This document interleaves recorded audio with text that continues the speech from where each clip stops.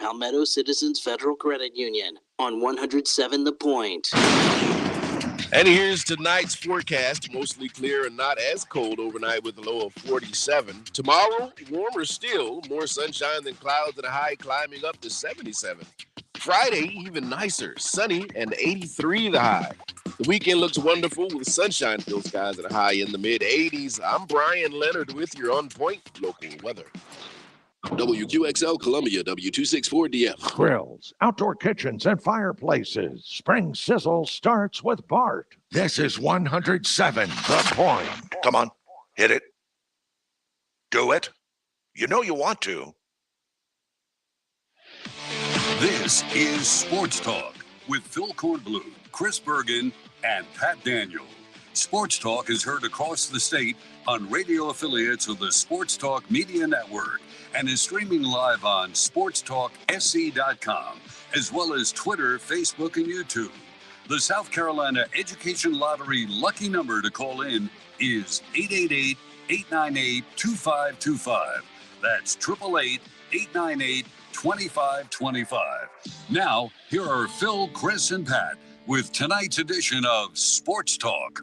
So it started with Dabo Swinney the other day, talking to Chris Lowe of ESPN. This was back around the spring game, and he was asked about NLI and paying college football players. And, you know, he expressed his concern about the way everything is being handled from that standpoint. Again, not that he's opposed to compensating players, but he doesn't want to see it take away from the education side of things, which really I don't know how you tie those two together. You can get paid and get your education. Okay, so I really don't know how one is opposite of the other. You know, I don't know that they have anything really to do with one another, but I think the old school Dabo Swinney that he is, you know, wants things to be the way they've always been. A player getting a scholarship, getting an education, and then getting paid once he gets to the real professional ranks. Now, of course, you're hearing from other coaches expressing similar attitudes. And, of course, Nick Saban has spoken out about it, and Lane Kiffin has spoken out about it. And I think you've got some coaches who aren't really concerned about social media backlash, speaking their true feelings about it, speaking their mind about it, and calling it a problem. And, you know, even at Alabama, where you've got players making a lot of money and Nick Saban knows that, he still sees it, the process, as a problem. And so the question is, where's it going to go from here? And what are we going to do about it? And what is college football going to do about it? And what's going to be the end game with all of this? So I was just thinking about this last night. If you've got coaches like Kiffin and Swinney and Saban all coming out and saying, this is not good, then why is nobody listening and doing something about it in the NCAA? And what can they do to make it work? I don't know. Again, this might be the case where you can't put the toothpaste back into the tube here because of the what the Supreme Court has ruled and things like that. And by the way, did you know that South Carolina and Clemson, South Carolina was early in doing this, in paying that money for each semester to the athletes who reach a certain academic level of qualification, and getting that money. What was it, Pat? Wasn't it about $6,000 a year, close to $6,000 a year? A lot of schools I read who have the opportunity to do that are not taking advantage of that for whatever reason. They haven't moved on that angle yet of paying their athletes based on, in this case, kind of rewarding them for good academic work, and you get this money that's been put aside for that. So my point is, you have these coaches and these big high-level coaches. You know, Saban, of course, the highest, and Swinney right there, and Kiffin, of course, been both a NFL coach and a college coach, and has got a good program going on at Ole Miss. And I'm sure there are others, if they were asked on the record, how do you feel about what you're seeing regarding the implementation of NIL and how it has become such a tool in recruiting, which, of course, they all say, well, it wasn't supposed to be a tool in recruiting. But if you didn't think it was going to be a tool in recruiting, then you're a tool yourself. Because, I mean, come on. You're going to tell me that they create a system where players can be paid, and they can be paid by boosters who donate the money to a collective, and it can get to the player. And you're going to tell me that schools in recruiting aren't going to tell the player and the family, hey, you come here, we've got this organization, they're going to pay you, X thousands of dollars, or maybe even X millions of dollars. And then you can go out on your own and get your own deals done and things like that. No, it was going to be a part of recruiting from day one. It was just like the grad transfer when it was originally created. That wasn't supposed to be an athletic decision. That was supposed to be totally academics. Great idea, poor oversight, lack of foresight in seeing the unintended consequences. How many times we hear that about things in college athletics, the unintended consequences? And so, like with the transfer portal, John, this was created, well, as a way to calm the waters of the players who were complaining about, and not just the players, but people on social media who really drove this thing. The fans on social media who really wanted to see this kind of change. They drove it, and players got behind it, and there was some court action involved as well in various things. But it was supposed to make transferring easy, which it has done. Now, where the NCAA has stepped in and created the Wild West was by giving the so-called one-time free transfer. Okay. Now, we'll see when they tighten that loophole because, I mean, look, it's just when you have the situation like, say, Clemson had, where a grad transfer player commits to you, and then within a couple of days after a couple of coaches leave, he decommits, puts himself back into the transfer portal. However that works, I guess maybe he took his name out and they put his name back in. That kind of ease of movement is just not going to be good for college basketball. I look at college basketball teams now, and I look at college basketball players, basically the ones that are in the system, not the high school players, though they're close, as just pure mercenaries. I mean, constantly looking for the best place for them as they see it. You might say, well, what's wrong with that? And I get that. But we're talking about team sports here. We're talking about building team sports and, developing a team concept and developing relationships between teams and their fans. That's why the fans come out to support the teams. And I just look at the constant turnover for college basketball where the rosters are smaller, and you're going to, like, every year have 4, 5, 6 different players on your team. And, you might find that's okay. You might say, it's no problem for me. I'll just buy a program and look at the numbers and get to know them for a year, and then they'll be on their way.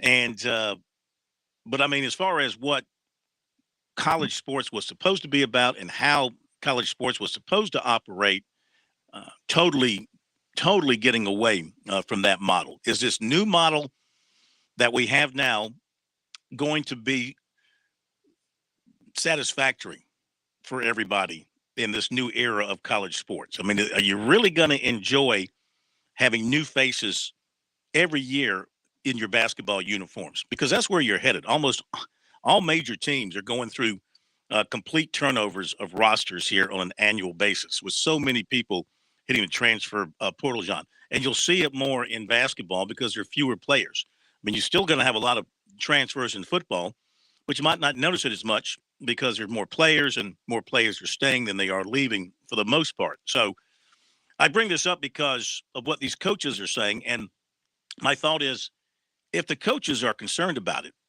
then why isn't something being done about it to address the problem? That is just a thought for tonight as we welcome you into Sports Talk on this Wednesday night. And we look ahead to what we've got for you tonight, including your phone calls, 888-898-2525. That's the South Carolina Education Lottery lucky number. Phil Kornblut and Pat Daniel here in our Columbia studio. Chris Bergen gets one more night off. He's got 2 more hours to relax, and then he's back at it tomorrow. He was up in Boone, North Carolina, sent me some pictures yesterday of snow and ice on the ground in Boone, North Carolina, which I guess, up in the mountains, as cold as it got the last couple of days, I guess it's not a surprise that they got some snow up there. So we'll talk about that. And we've got baseball tonight, Clemson and East Tennessee State, South Carolina and Winthrop, and other baseball we'll be keeping an eye on for you tonight. And let's see, we've got a lot of movement on the recruiting side of things. We'll have a detailed recruiting report coming up for you later on tonight. South Carolina has been very busy, and Clemson very busy on the basketball recruiting front. Of course, Clemson got a commitment today from the brother of their he's not a starting guard. He is a reserve guard that came on and played pretty well for him this past season, Chase Hunter, and his brother, Dylan Hunter, who had been committed to Baylor and actually signed with Baylor back in November, and then got his release from Baylor just recently, issued a decommitment, and now he has committed to Clemson, and I would imagine has probably already signed or will be signing. If he hasn't signed, he can sign because he's in a 22 class, signed with Clemson. He's out of a school in Wichita, Sunrise Academy. Numbers aren't impressive. He only averaged 4 points per game. He shot 21% from the floor.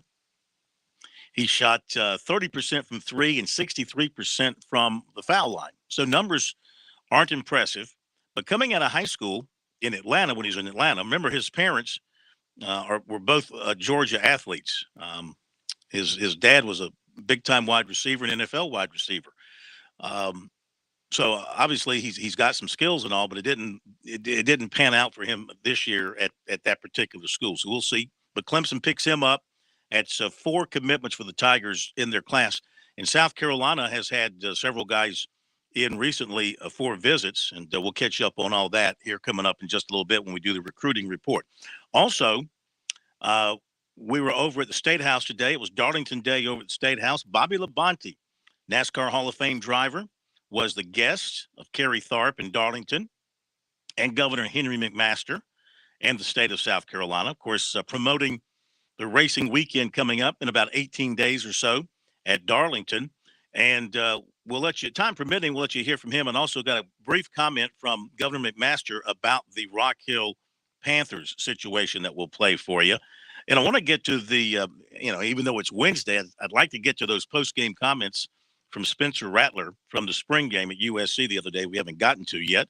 Maybe we'll get to some of that. And it's an SC Wild night tonight. Major Billy Downer will be here at 7:30. Mike Morgan joining us at 7:05 tonight. He's got baseball duties tomorrow night, so we'll get him on tonight so we can hear from him, get his thoughts on the Braves start, get his thoughts on things happening around SEC baseball in particular, since he's calling many of those games, and also his view on some of the SEC football teams since he's done some spring games as well. You got something, Pat? You look like you got something on your mind. I do. I just wanted to politely let you get through your spiel there. That wasn't a spiel. I wanted to go back to Jalen Llewellyn for a second because you cited him specifically. But that wasn't a spiel. Make it very clear. It was your soapbox moment. It wasn't a soapbox. That was a point of fact. No, it was a point of opinion. There's a difference. But anyways, my point is Jalen Llewellyn made it very clear that he cited due to recent changes, he and his family have decided to reopen his recruitment from Clemson. I wasn't talking about that. I was just talking about the fact that he went back into the. Let you finish. Now let me finish. My point was how he got out of the transfer portal, John, and then went right back into the transfer portal, John. Right, but you neglected to mention the reason why. No, I didn't. I said because a couple of coaches had left. You weren't paying attention. I was. You did not say that. I said, anyways, go back and play the tape. 2 coaches that were very important with why he committed to the Tigers have now left. Antonio Reynolds-Dean left to go to Georgia. Kareem Richardson went to NC State. Alamir Dawes also cited coaching changes as one reason why he wanted to get a fresh start. He is actually taking an official visit to Georgia, where Antonio Reynolds-Dean is now an assistant coach. It is always important. Didn't he leave before the coaches left? If you are going to rail on players for leaving, we need to make it fair for both sides and point out that there are constant coaching changes. It is not just when head coaches change it. It is also position changes, offensive, defensive coordinators in football. There are lots of assistants on a basketball coaching staff, many of whom are vital in terms of why players commit to play for that particular school. So if you were going to try to attack players for entering the transfer portal, we need to give the full context here. And one reason why Jalen Llewellyn immediately re-entered the portal and decommitted from his Clemson commitment was because of the coaches leaving. That is very important. If you're going to cite one, you need to cite the other. Well, just to correct you, Alamir Dawes, he left on April the 8th, and Antonio Reynolds Dean left on April the 12th, 8 days ago. So he left before the coach left. But anyway, I hear what you're saying. They had private conversations. That was when it became public. You don't think they had private conversations? Oh, I couldn't speak on that. I wasn't there. Were you there?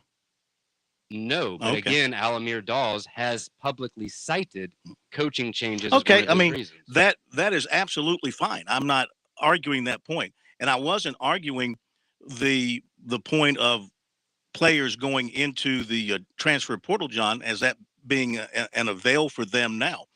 But what I am pointing out, what my point was, is the constant turnover and new faces every year on a basketball roster are going to be good for the game moving forward. That was my point. I wasn't railing on them for doing it.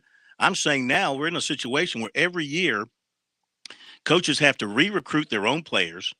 And when they lose them, they got to go re-recruit players who have already been developed and coached by other people, and then uncoach them from that coaching style, re-coach them to their coaching style, and piece together a new team almost every year. Now, are you going to argue that point with me? Do you disagree with me that almost every year, almost every major college basketball program is going to be facing a rebuild? No, we're in complete agreement there. That's all I was saying. Sure. Okay. I don't know where everything else came from, but that's fine. I take your heat.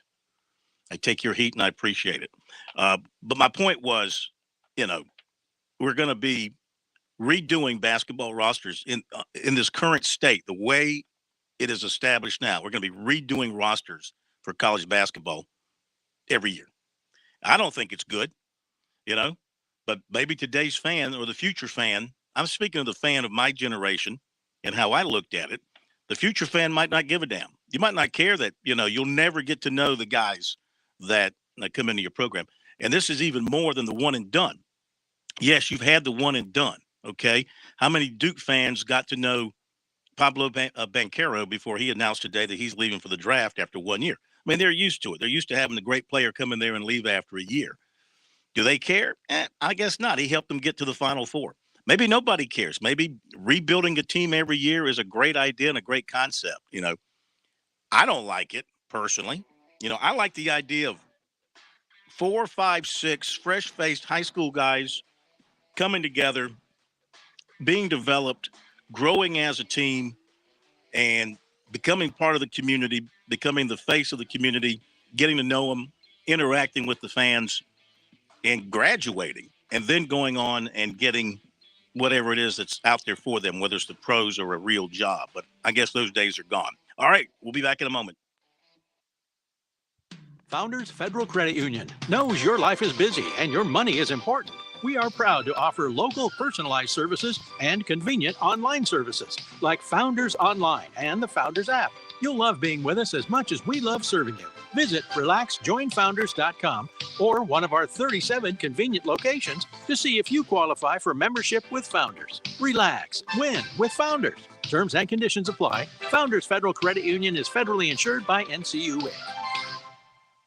Sports fans, are you in it to win it? Join South Carolina's fight against COVID-19 by getting your vaccine today. Vaccines are safe and will help stabilize school operations by bringing us back together safely. The CDC recommends everyone 5 years and older get vaccinated. Visit scdhec.gov/VaxLocator or call 866-365-8110 to find a vaccination station near you. Hey, this is Major Billy Downer with DNR, and coming up tonight at 7:30, another edition of SC Wild on the Sports Talk Radio Network. Parents ask, what's the best way to save for college? I'm State Treasurer Curtis Loftus, and my answer is always open a Future Scholar 529 college savings account. It's easy. You can get started online with any amount. It's flexible to adapt to your child's college dreams. And you can deduct 100% of your contributions from the South Carolina state tax return. So what are you waiting for? Go to futurescholar.com and see why it's the smart, easy way to save for college. futurescholar.com. The lady in black doesn't age. She just gets tougher. And NASCAR Throwback Weekend is when she likes to remind everyone just how they got here. Loud cars and louder colors, business up front and parties in the back. Over 70 years of history held together with one famous black stripe. Too tough to tame? I guess you'll have to find out. Darlington Throwback Weekend, May 6th through the 8th. Get your tickets at darlingtonraceway.com.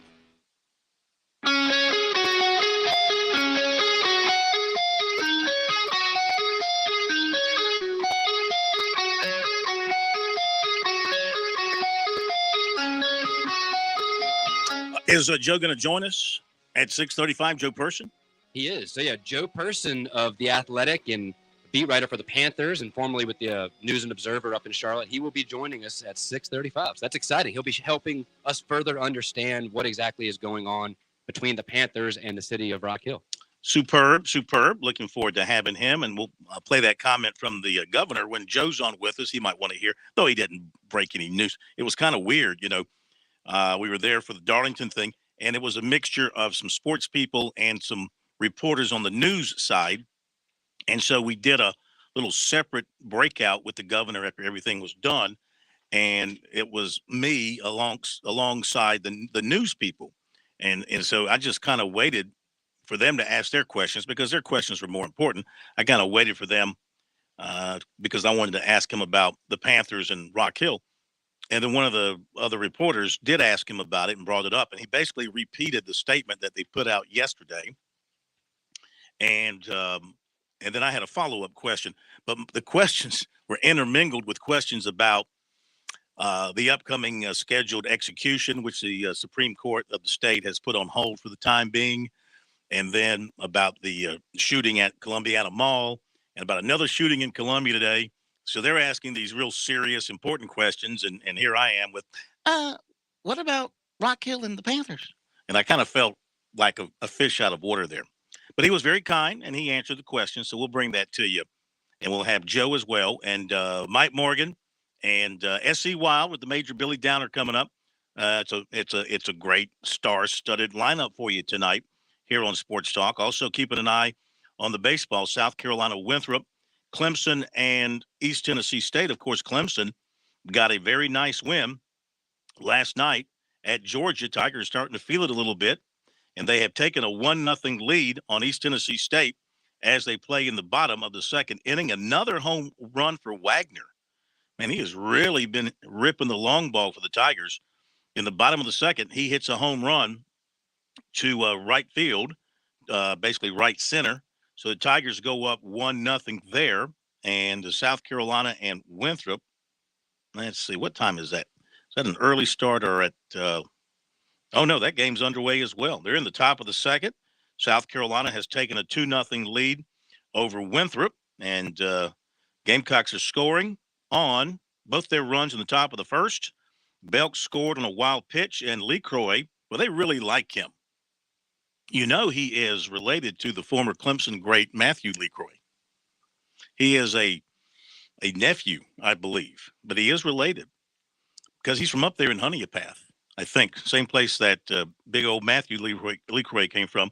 He doubled to right field for an RBI. So the Gamecocks on top 2-0. And let me take a look at the lineup real quick. The lineup for the Gamecocks had Belk in center. Remember last night, Mark Kingston said they're going to move some people around because of injuries. Seitler's DHing, Wimmer at second, Eister's in right, LeCroy's at third, Madden is playing first base. And then Braswell at short, Burgess behind the plate, Horning in left. So Belk is now in center, and Horning playing left, and Eister is in right. Let's go to Hank in Columbia. And Hank, hate to squeeze you, but we'll carry you over if we need to. Welcome in. How are you? Nah, you don't hate it. No, I do hate it. Why do you want to say that? Don't cry for me, Argentina, porn. You know, you went in your little soliloquy. But you didn't talk about why didn't they stop this when I remember back in the day, you talk about the coaches that are seeking out Dabo and Kiffin. Dabo was the one who started with I'm gonna have $1 million coordinator. And when he did that, most of the coordinators back then were making about $400,000. That was good for a coordinator, $400,000 or $500,000. Why are y'all? Why are you people? Look, when I say you people, why are y'all so concerned about what coaches make? And using that. So what? I mean, they're making a living. Also, he makes $9 million. They have families and mortgages and car payments and braces and everything else to pay for. Hang on. I promise you, we'll come back to you so we can disagree again on this. We'll be right back. On Point Weather is made possible by our friends at Palmetto Citizens Federal Credit Union on 107 The Point.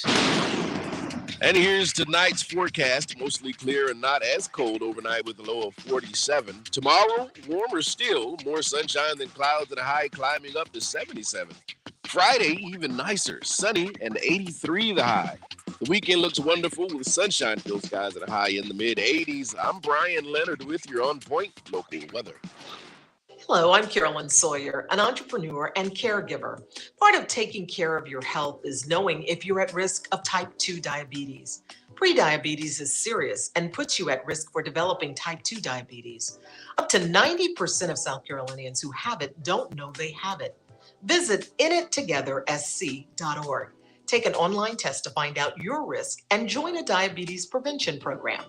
This message brought to you by the Diabetes Action Council of SC. You aren't eating the healthy food you want to eat. Between work, family life, and the general day-to-day events, there just isn't time to do more than hit the drive-thru on your way home. And fast food always seems to leave you feeling lethargic and just missing out on the vital nutrition you get from fresh fruits and vegetables.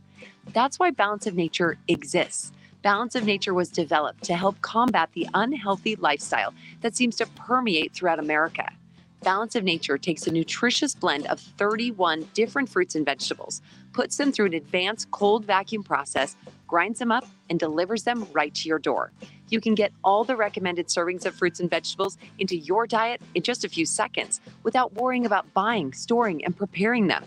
Eat better and feel better by going to balanceofnature.com and be sure to get 35% off your first preferred order by using discount code BALANCE.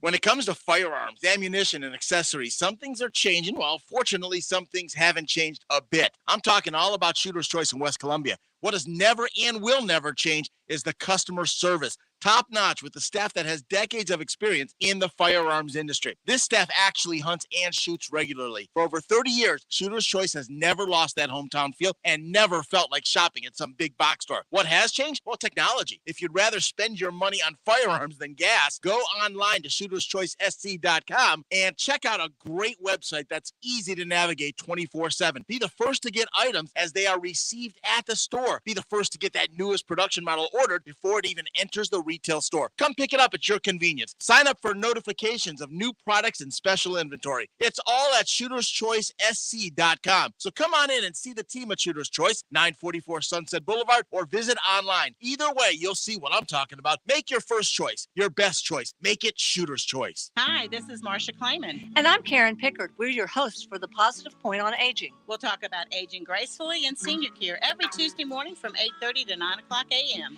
Join us right here on The Point for the Positive Point on Aging. Brought to you by Oakley Village of Lexington. Hi, Chris Neely here from the South Carolina Public Charter School District. Join me every Tuesday afternoon at 5:30 with Kev as we put our kids first. We'll answer all your questions about charter schools in the Palmetto State. Kids first, every Tuesday afternoon at 5:30 on The Point.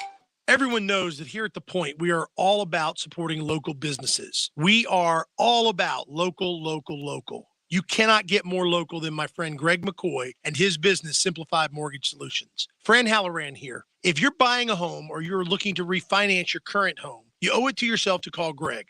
He is the real deal. You can expect Greg to treat you like you are his only client. You can expect Greg to scour the market to find you the best rate available. You can expect Greg to charge you a fair price for his work and his service. Why would you deal with some national company headquartered in who knows where when you can do business with Greg?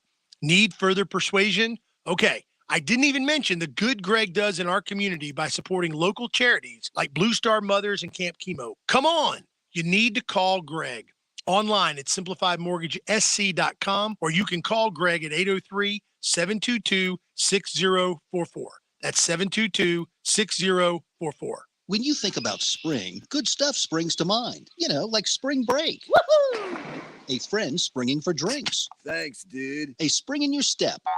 Spring fever. Oh, behave. And best of all, spring water dough pizza from the Mellow Mushroom Pizza Bakers. Yeah, baby. Experience the taste of spring with our amazing hand-tossed pies, spring fresh salads, and over 100 beers from around the world. Enjoy spring at the Mellow Mushroom in the Vista and on Sunset in Lexington.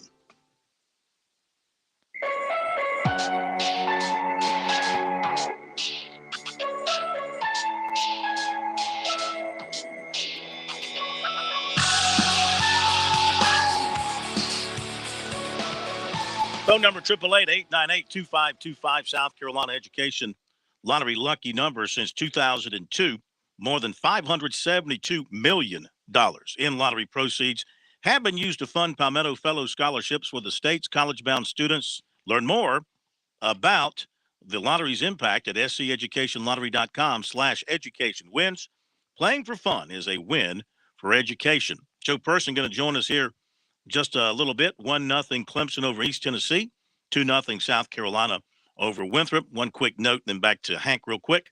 This is from Jeff Goodman, who says by his count, there are 11 high major programs that have not had at least one scholarship player transfer this year. That's 11 high major. And he lists them: Kansas, Gonzaga, Duke, Miami, Notre Dame, St. John, Seton Hall, Villanova, Michigan State, Minnesota, Rutgers. So it's not a lot. That's high major. I don't know where his cutoff is for high major, if he's talking about Power 5 schools or just what. But that is what he tweeted and what he listed. All right, Hank, back with you here for a couple of minutes. Appreciate your patience. Go right ahead, sir. This is the thing, Cohen. You always say how college sports was supposed to be. Well, college sports started, it was supposed to be. If it was just sports and just team sports, then they introduced the scholarships. And when they introduced the scholarships, then they could hold players to certain type of things because they said they were paying the scholarship, just like with academic scholarships and other scholarships.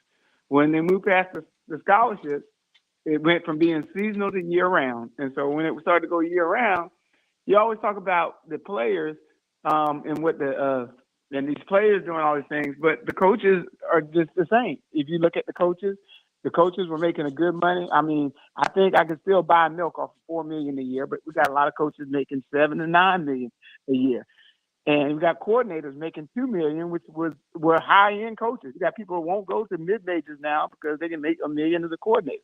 So when you started that going on, you had the NCAA, and what the NCAA should do about it. Well, the NCAA went from back when I was in school and in September, every game was at 7 o'clock. And then when you got to October and it got cold, every game was 1 o'clock or 4 o'clock.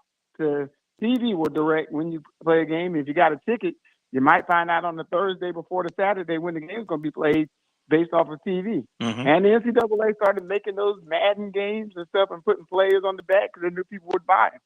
So the NCAA, a lot of this built towards that. And this is not a Carolina Clemson thing, but you think about, you say, yeah, Dabble and Kiffin and Saban, but Dabble, he exacerbated those prices when he moved his coordinators up.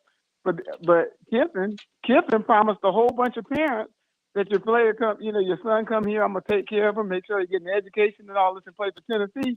And then about 3 o'clock in the morning, when Southern Cal says we'll pay you this much more money with this type of program, got on a plane, and then those kids get to that school with a whole new staff, and a coach and assistant coach can look at the player and say, I get that. Well, I didn't promise you that. I get that. I get the history. I understand all that. I will say that over time, in the last 10, 15 years, and Hank, we're going to say bye because you're laughing every time I try to give my side of the story. You laugh at me. So, but over the last 10, 15 years, the NCAA did make changes to make it better for the athletes. They implemented stricter rules about how many hours you could have a player to practice, how many hours the player had to be involved with his practice time and with his team. Yet you hear players say all the time, we want to be around our team and our teammates. We want to be around our coaches. We want to work out. We want to be in the weight room. We want to be on the practice field and trying to get better. These guys want to win, but they did things to help take some of the I don't know what you call it. I don't want to say being overworked, but they put some rules in place to limit that, to make sure that they were going to class and having the academic time and having opportunity to go to tutors and things like that.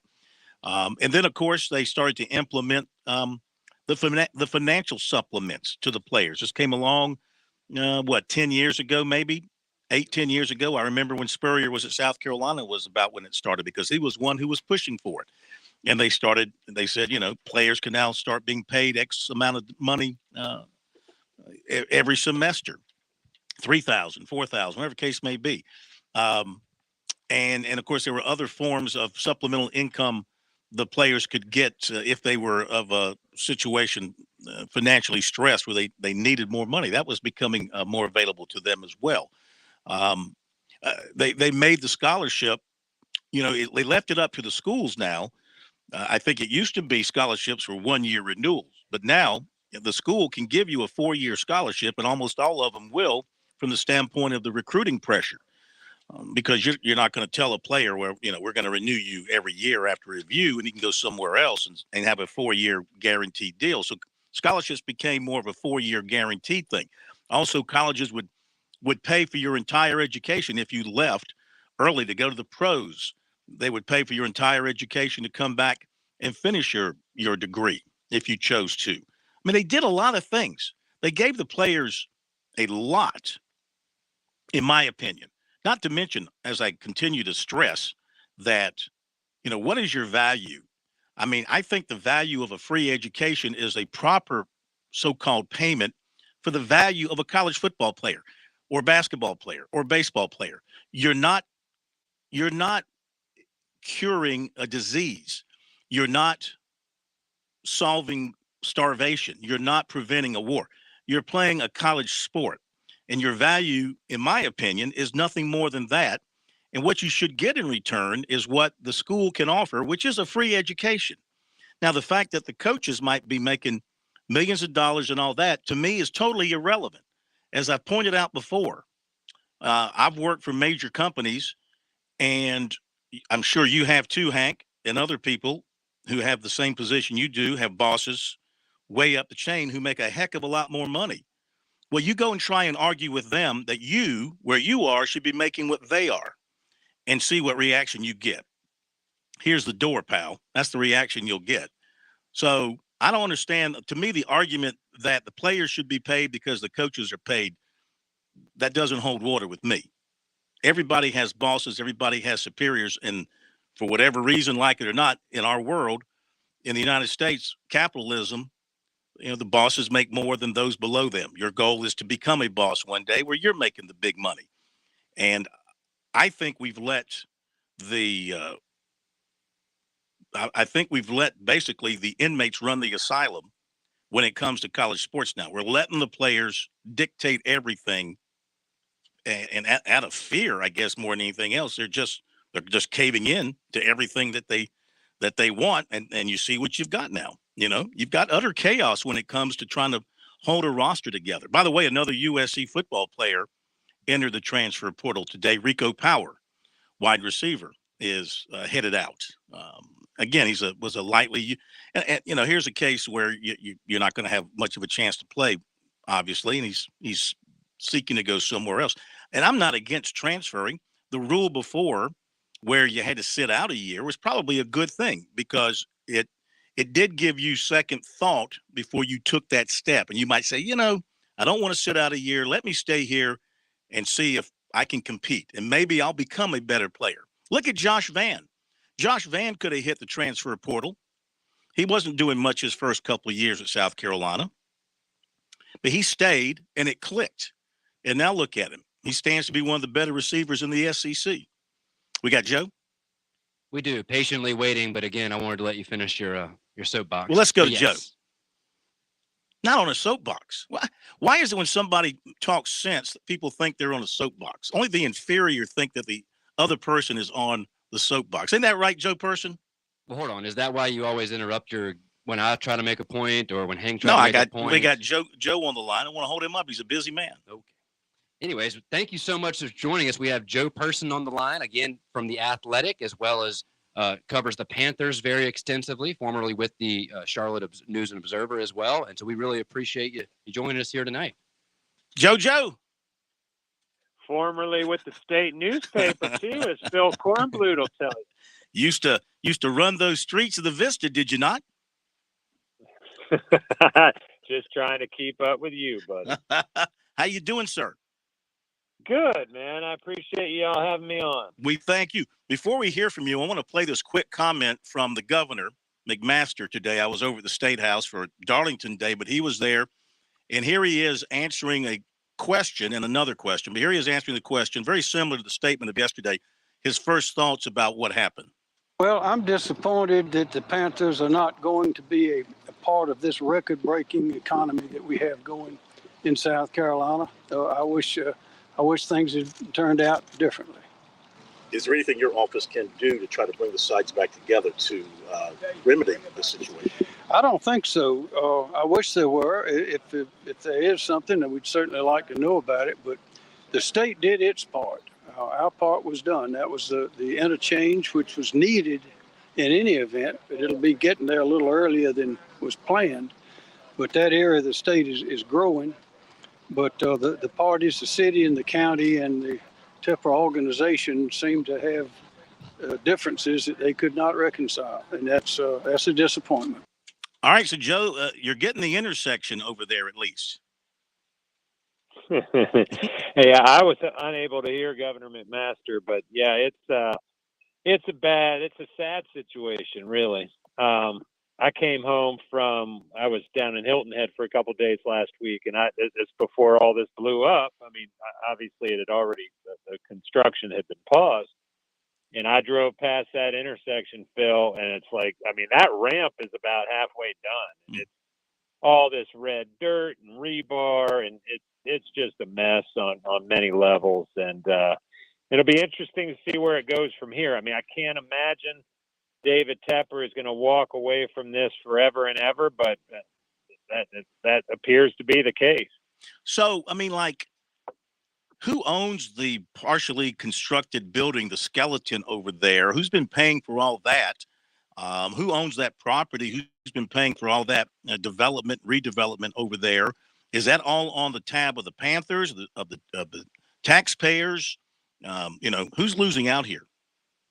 Yeah, so the Panthers, as I understand it, have about $170 million in it now, as of April 20th, and that's as you said, that paid for that structure and for the land clearing and the grading and all that.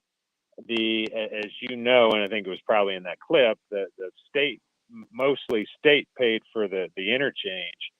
And then where they got hung up with Rock Hill, City of Rock Hill, was $225 million thereabouts for the infrastructure that would go into that facility, in and around that facility, the drainage and the power lines and everything that would be kind of the guts of it.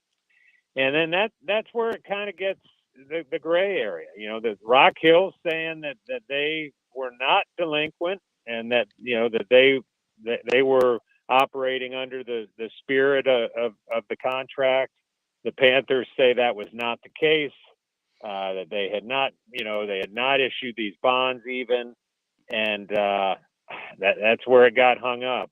There's a theory, Phil, that, and I honestly, when you're talking about a guy worth $17 billion, who's has a history of being a very kind of almost ruthless negotiator, there's a theory that this was sort of a shot across the bow to the city of Charlotte, that when he comes to the knock on the door of the Charlotte, North Carolina politicians for the new stadium here in Charlotte, which he has already said he wants to do,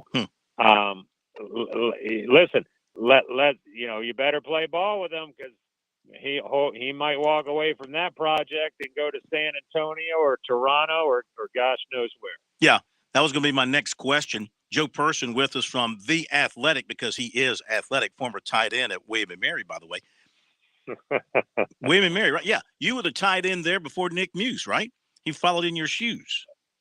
Just a few years before Nick Muse, absolutely. And place kicker. Weren't you a place kicker? I did not place kick. I was, I was, however, there with Mike Tomlin. That's was my claim to fame. That's right. Anyway, Joe Person, yeah, the possibility the Panthers could, pack it up like the Colts one night and just throw it in a U-Haul and go somewhere. I mean, seriously? And listen, I'm getting the cart way out in front of the horse here. Yeah. I mean, it's just kind of a theory that I have heard espoused here around town. And,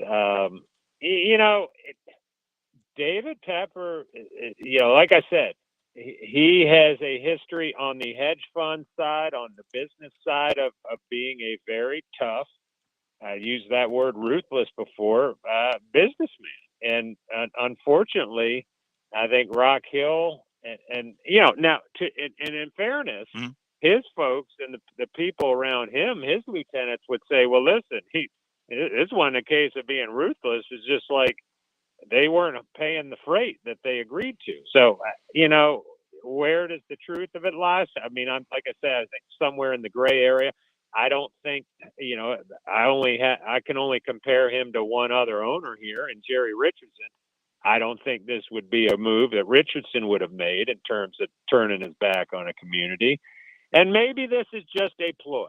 Maybe a very public, a very public tug of war here, where Tepper is ultimately going to see if they can't return to the negotiating table and get something hammered out with York County, with Rock Hill, with the state of South Carolina. I hope that's the case, because they, like you said, there is a fairly significant shell of a building and an interchange already taking shape down there in Rock Hill. Sure is.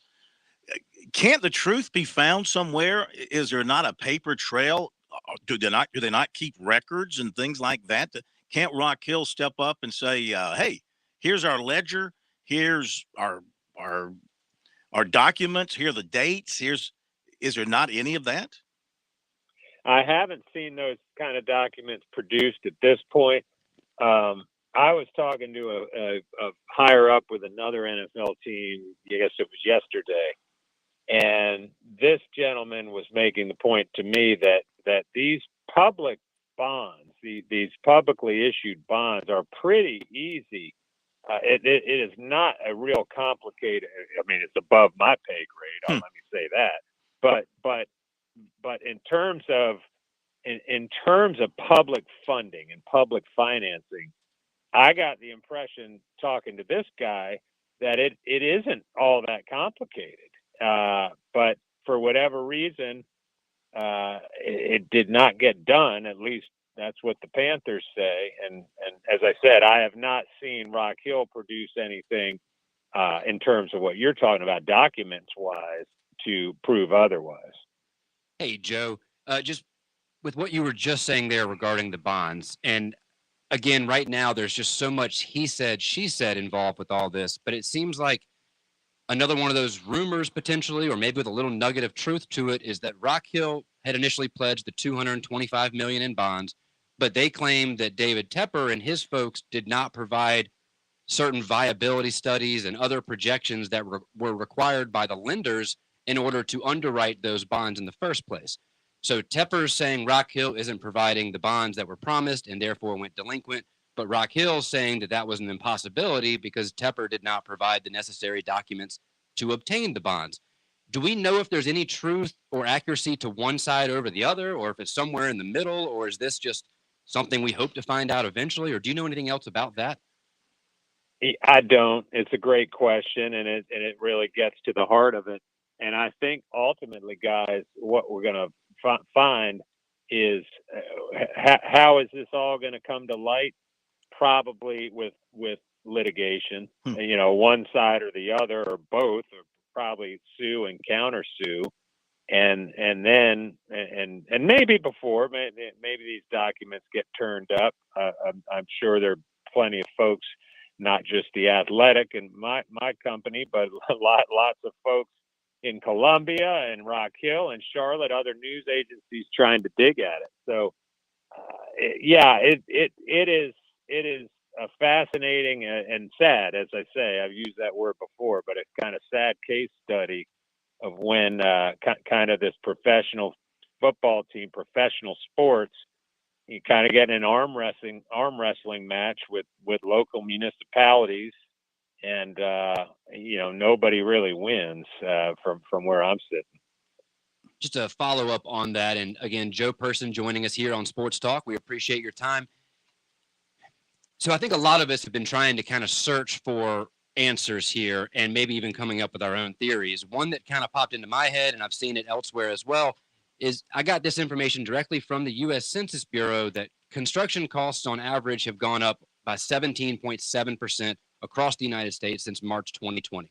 If we extrapolate from that and use that data, we then find an additional $141.6 million above the initial $800 million estimated costs for this project. Could this whole thing be as simple as just David Tepper not wanting to foot the bill for that 141 or whatever $1 million of extra financials? Like maybe it's just he's wanting to renegotiate and start from scratch? Could be. Yeah, I mean, listen, the knee-jerk reaction is, well, he's worth $17 billion. What's he care about another $141 million? But that's how billionaires continue to be billionaires, right? I mean, they're after every nickel, every dollar, and they're going to fight for it. And so, I think I think it's where you're going with that is, I don't think super far-fetched. I've talked to people in the construction industry, and they said this is going to have a ripple effect for them. There are people who aren't getting paid that were supposed to, and prices are probably going to go up now, across the Charlotte region from some of these companies that were involved, and there were several that were involved in that construction who now have to kind of turn around and try to, make up for what they lost in Rock Hill or what they didn't gain. And lots of tentacles to this thing. What do you think is going to be the next shoe to drop in this case? Well, I mentioned possibility of litigation, lawsuits. I mean, we hadn't heard that definitively, Phil. Mm-hmm. I mean, obviously around here, people are like, okay, well, if not Rock Hill, then where? There is a piece of property sort of adjacent, kind of right across 277 from the current Bank of America Stadium, Charlotte Pipe and Foundry. I mean, it's a huge, sprawling site. It's been there for years until recently their owners took an incentive to move out. Again, this was a state of North Carolina incentive, industry incentive, and they moved out to way out kind of toward Hickory.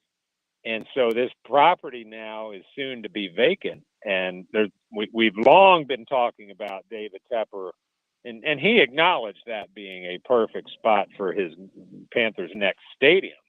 Well, now you can't help but wonder if they just sort of do all of it, practice facility, headquarters, and stadium, all in that one practice bubble, all on this one, what is now, as I said, Pipe and Foundry site. And also they could, by the way, develop that and, turn the Bank of America area into parking. That's all kind of down the road, though. I mean, you guys know that. I mean, considering they hadn't even had those conversations, that's a long timeline. So I think who gains in this maybe is Wofford and the city of Spartanburg, as long as David Tepper doesn't take his ball and say, well, I'm upset with everybody affiliated with South Carolina, and take his ball and go home and just have camp in Charlotte. I don't think he'll do that. So if there's a silver lining, and I don't know that there is one, but if there were to be, I'd say Wofford and that relationship they've had with the Panthers will be extended for the near foreseeable future. Joe, we got to run. We'll get you back. Next time, maybe we'll talk about the team and the quarterback and juicy things like that. I would like that, and good to hear your voice, friend, and glad y'all are doing well. Thank you, Joe. Thanks, Joe. Joe Person from The Athletic, beat writer covering the Panthers, and man, they've got a lot to talk about over there with things going on with the team, because the team is going through some, off-season workouts now, and this other thing going on with Rock Hill. Top of the hour. By the way, before we do what's supposed to happen here, thank you for pushing the button. I thank you. Programming thanks you. America thanks you. WQXL Columbia, W264DM. Grills, outdoor kitchens, and fireplaces. Spring sizzle starts with Bart. This is 107 The Point. Breaking news this hour from townhall.com. I'm Keith Peters reporting. This just in, U.S. Capitol Police have ordered the evacuation of the Capitol complex, saying they are, quote, tracking an aircraft that poses a probable threat, unquote. The alert was sent to congressional staffers Wednesday evening. We'll keep you abreast of developments. Heavy winds kicked up a towering wall of flames outside the northern Arizona tourist town of Flagstaff on Tuesday, ripping through 24 structures and sending residents of more than 700 homes scrambling to flee. Thomas McKenna tells ABC 15 Arizona he rushed home from work to get his family with 2 small children safely away from the wildfire. Smoke's in real heavy, and that was my biggest concern. Things can be replaced. We got animals, loved ones, neighbors, all that's safe. So we're grateful for that. About 250 structures remain threatened in the area, popular with hikers and off-road vehicle users, and where astronauts have trained amid volcanic cinder pits. With the war in Ukraine approaching 8 weeks, more than 5 million people have fled the country since Russian troops invaded on February 24th. Stefan Dujarric, who's a spokesman for the UN Secretary General, says the refugee numbers keep growing. The UN Refugee Agency, for its part, said that 5 million people have now fled Ukraine. More than 7 million are displaced within the country, and 12.65 million are estimated to be directly impacted by the war, stranded in a war zone, or unable to leave. Meanwhile, Russian forces tightened the noose around defenders holed up Wednesday in a mammoth steel plant that represented the last known Ukrainian stronghold in Mariupol. On Wall Street, the Dow up by 249 points. The Nasdaq dropped 166. More on these stories at townhall.com. My brother-in-law died suddenly, and now my sister and her kids have to sell their home. That's why I told my husband we could not put off getting life insurance any longer. An agent offered us a 10-year, $500,000 policy for nearly $50 a month. Then we called SelectQuote. SelectQuote found us identical coverage for only $19 a month, a savings of $369 a year. Whether you need a $500,000 policy or a $5 million policy, SelectQuote could save you more than 50% on term life insurance. For your free quote, call SelectQuote at 1-800-940-6161. That's 1-800-940-6161. Or go to SelectQuote.com.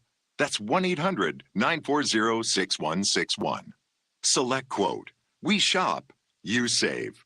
Full details on example policies at selectquote.com/commercials.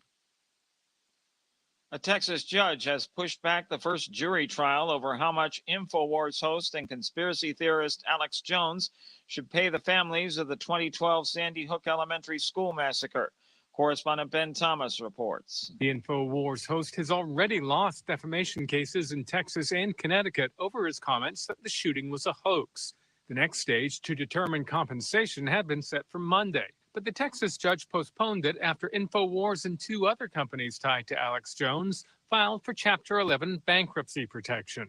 Attorneys for Sandy Hook families have accused Jones of trying to hide millions of dollars in assets. Creditors listed in InfoWars' bankruptcy filing include relatives of some of the 20 children and 6 educators killed in 2012 at the Sandy Hook Elementary School in Connecticut. I'm Ben Thomas. News and analysis at townhall.com. I'm Keith Peters reporting.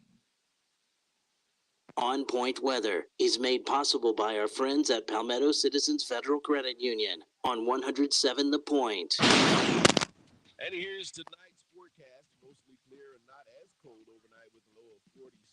Tomorrow, warmer still, more sunshine than clouds and a high climbing up to 77.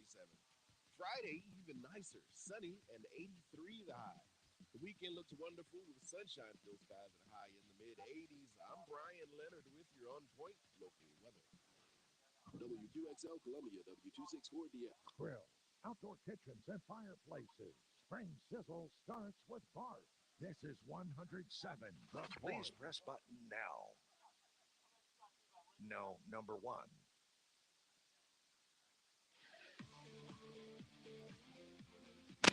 Welcome back to Sports Talk on the Sports Talk Media Network.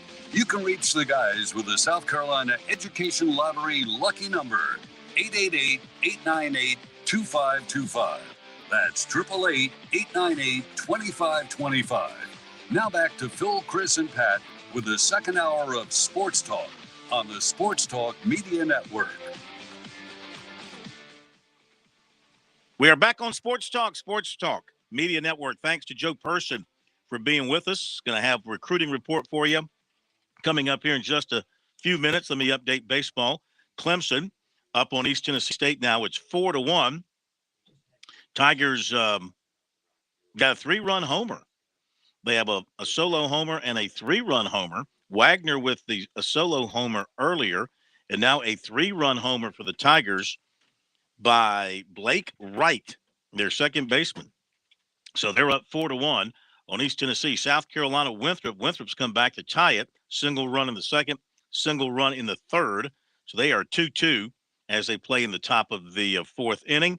Few other scores to pass along. West Virginia leading Pittsburgh's gone final now. They beat Pittsburgh in 11, 3-2. Arkansas over Arkansas State, 9-1 in the fifth. Notre Dame leading Purdue Fort Wayne, 6-1 in the seventh.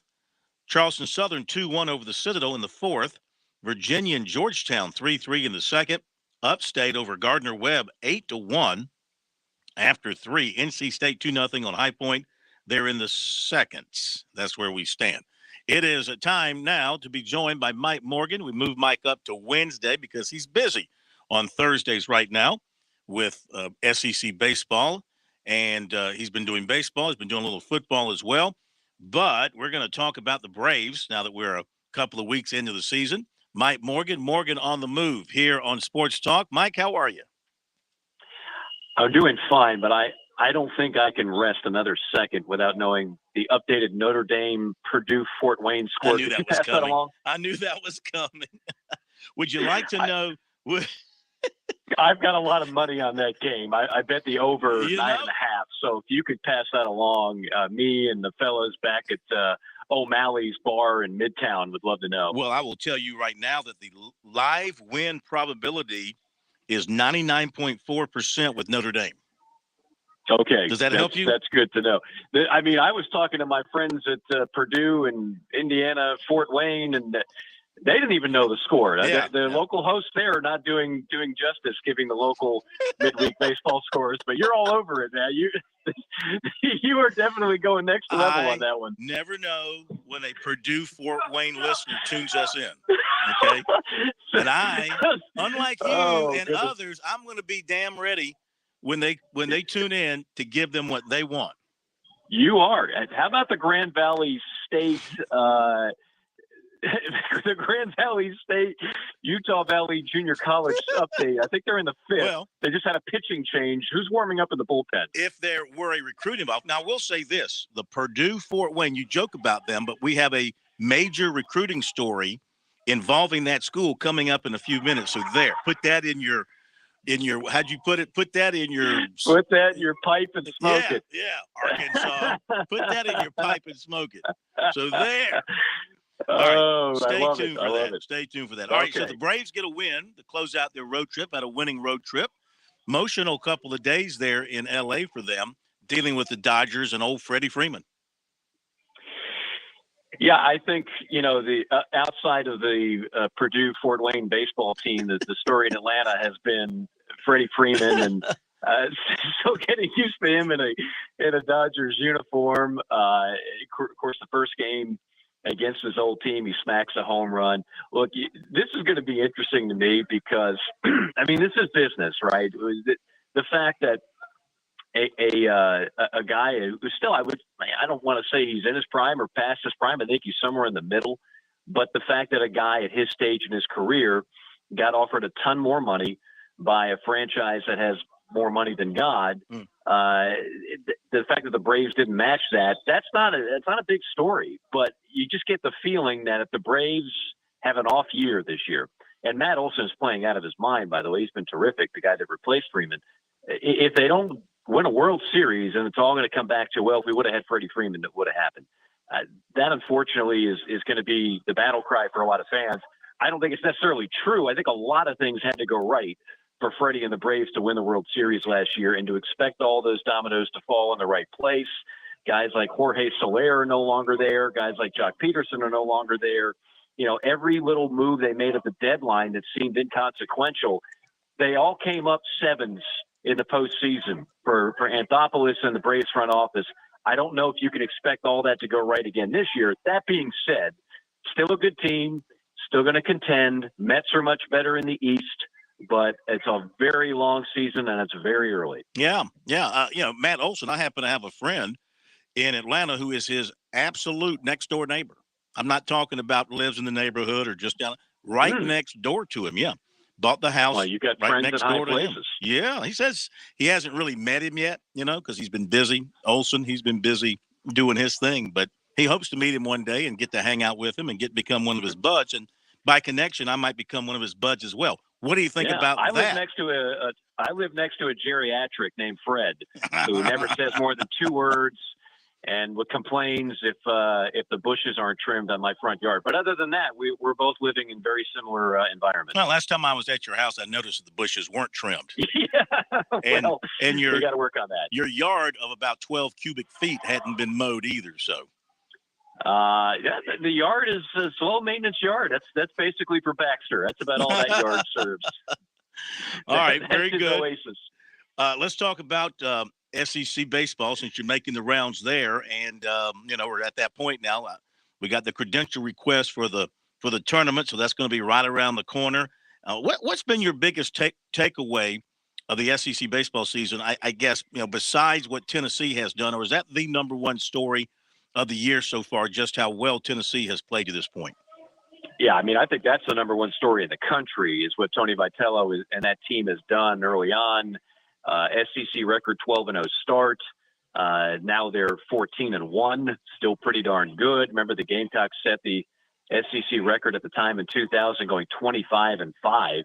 We'll see if Tennessee can eclipse that mark. But outside of that, I think the other storylines, and we'll be talking about this tomorrow during the broadcast, is how bunched up once you get past Arkansas and Tennessee, you've got a ton of teams just bunched up in the middle. And of course, South Carolina is one of those teams. You take a look at it, and there's only about 3 games separating 3rd place from 11th place. It's just a real logjam. Maybe that starts to separate, but I don't know. I don't know if there is a big difference between 3rd place and 12th place in this league this year. There's a little bit of parity. I don't think the pitching is as dominant. And I had a really good conversation with Ben McDonald today, who's been one of our longtime analysts and also does color for the Orioles. He pointed out that right now, because the teams are so much older, because you've got 4th year, 5th year, 23-year-old seniors in the lineup, the hitting is much better. Whereas if you're a stud pitcher, you're gone in 3 years. No, you don't need an extra COVID year or anything else. You're going to go in the first round. So you've got grown men in the lineup, and you've got some younger pitchers that aren't necessarily as dominating as what we've normally seen in the SEC. So if you notice, the other storyline for me is offense is much more strong this year in the league and in college baseball. And I will add this. There are some people that believe, and I've had more than one coach tell me this off the record, they believe the bats are a little bit juiced this year. The BB core that came about, whatever it was, 7-8 years ago, and nobody could – remember we had that Omaha where there were only 3 World Series, 3 home runs hit in the entire World Series? Well, now all of a sudden we got guys leaving the yard every which way, and we've got a ton of offense and not nearly as dominating a pitching, and we got kids hitting home runs that don't necessarily fit the build of home run hitters. So there has been more than one conversation behind the scenes that these bats might be a little more juiced and maybe they need to be tempered back. Wow, that's interesting stuff. And, one of the hottest home run hitters in the league here in April has been Josiah Seitler of South Carolina.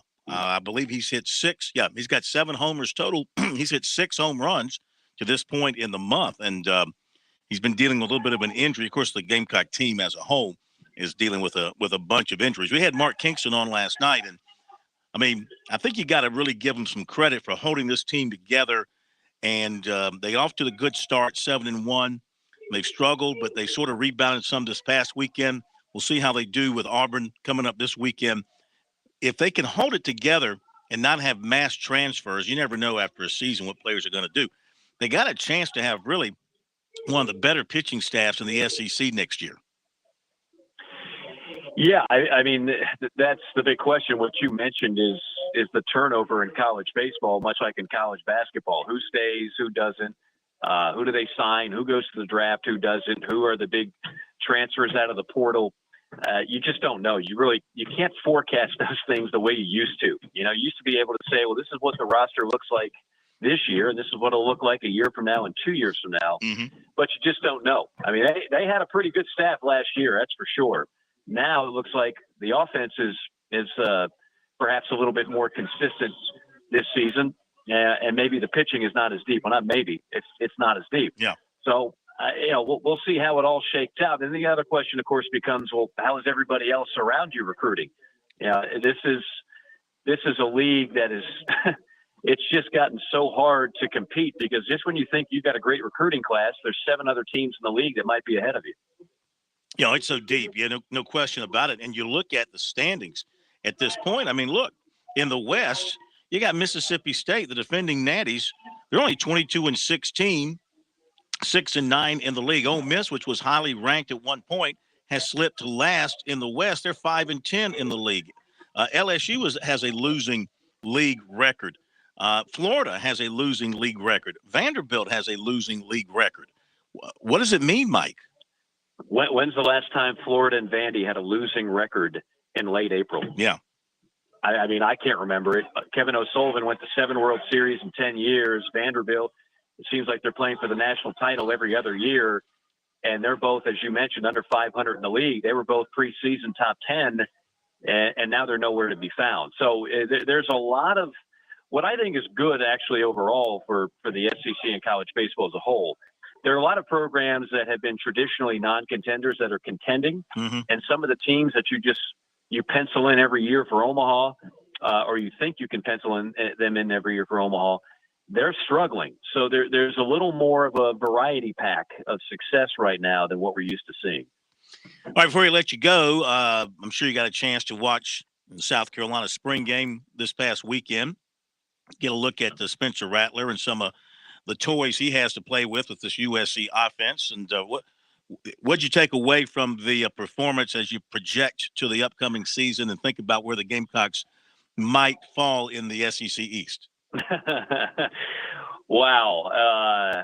Wholly premature question, Batman. Yes. I think that, look, I only take so much out of the spring game. Right. We broadcast them, happy to do them. It's a 2.5 hour infomercial for those respective programs.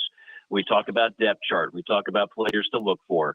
You're looking at a vanilla defense in a spring game. You're not looking at blitzes. You're not looking at stunts. You're not looking at guys being able to hit quarterbacks. You're not seeing guys hit receivers over the middle so they can catch balls with a little more ease. Everything is different. But I think the focal point is obviously Rattler. We already know that the skill set is there. I mean, he was a blue chip recruit for a reason. So nothing he was going to do in a spring game was going to really surprise me. The question will be, what does he do when the lights are shining brightly in the fourth quarter of an SEC game on the road? Does he make the plays? And that's what I think he wants to prove to America, that he is more than capable of doing. I think he'll play with a chip on his shoulder, and justifiably so. And we'll see how that all shakes out. He needs help, as we know. How does the offensive line look? Who's going to be that go-to wide receiver? I think the running game is in good shape, but I want to know what kind of toys he has around him in the passing game. Yeah, got to improve some there, but they've taken some transfers who they feel really good about. And, I mean, people need to remember that Spencer Rattler has played, make jokes as you will about the defense in the Big 12, but he has played in some huge games, in 2020 when he was the full-time starter there, and he threw for over 3,000 yards and 28 touchdowns, led him to the championship. Had to play in some highly anticipated, pressure-packed, and marquee-type games. So he doesn't strike me as the type, considering a camera has been pretty much following him since his high school days. He doesn't strike me as a type who will wither under the bright lights of the SEC on a Saturday night somewhere. No, I agree with you. I don't think he'll be in awe of his surroundings. I think psychologically he'll be fine, and he's not going to have a fan base chanting for the backup quarterback. I don't think that's a threat this year in Columbia. But this is still going to be a proving ground for him. I think he'd be the first one to tell you. It was an uneven year for him, to say the least, last year in Norman, Oklahoma. And now all of a sudden you're going to dial it up a little bit stronger defensively. I think the East as a whole is better.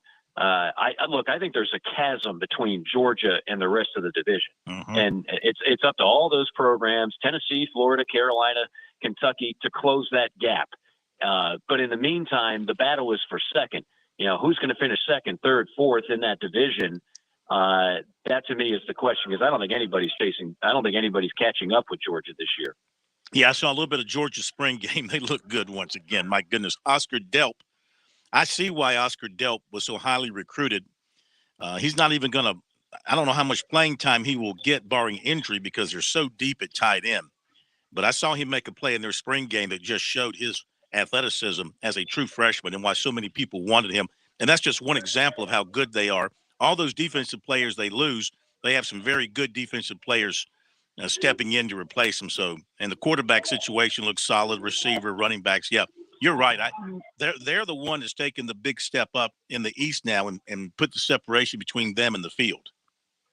Yeah, I mean, like Alabama's already done that, mm-hmm. but the West is more. It's more competitive. It's just deeper. The East, it's like simultaneously all these other programs seem to have a precipitous dip at the same time, and Georgia all the while was just turning into a juggernaut. And now they finally, the one thing that was missing for 41 years,